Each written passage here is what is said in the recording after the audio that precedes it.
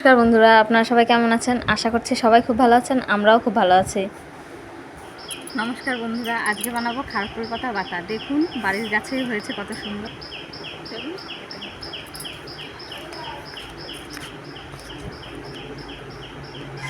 দেখুন বাড়ির গাছেই কত সুন্দর হয়েছে। বর্ষার জল পেয়ে এত সুন্দর হয়েছে গাছগুলো, কচি কচি একদম।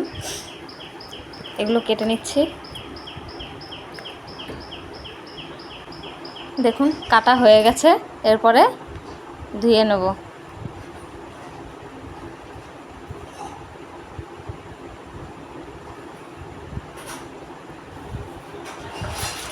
ধুয়ে নিচ্ছি সুন্দর করে। এইভাবে ভালো করে পাতাগুলো ধোবেন যাতে বালিটা না থাকে। বালি থাকলে কিন্তু বাটা ভালো লাগবে না, বালি খিচখিচ করবে। দেখুন কড়াই বসিয়ে দিয়েছি উনুনে। কড়াই গরম হয়ে গেছে, দিয়ে দিচ্ছি তেল।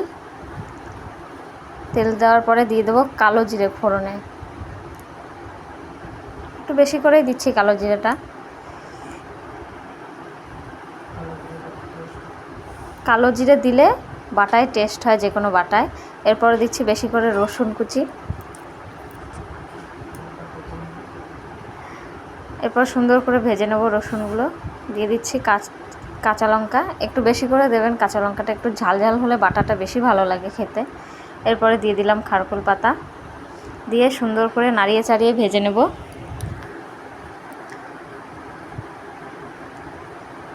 দিয়ে দিচ্ছি লবণ পরিমাণ মতো।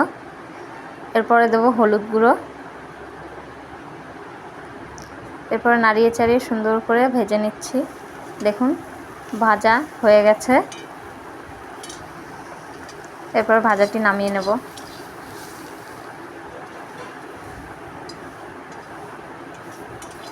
এরপরে শিলনোড়াতে বাটবো। আপনারা চাইলে মিক্সিতে করতে পারেন, কিন্তু শিলনোড়ায় বাটলে কি হয়, কালো জিরের যে দানাগুলো থাকে ওটা ভালো মিহি হয়, খেতে স্বাদ লাগে বেশি।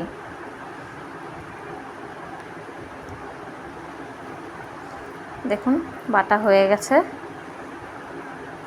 এটি চাইলে আপনারা গরম ভাত কিংবা খুদের ভাতের সঙ্গে খেতে পারেন। খুদের ভাতের সঙ্গে খেলে বেশি ভালো লাগে, গরম ভাতের সঙ্গেও খেতে পারেন। কেমন লাগলো অবশ্যই কমেন্ট করে জানাবেন। আপনারা সবাই ভালো থাকবেন। নমস্কার।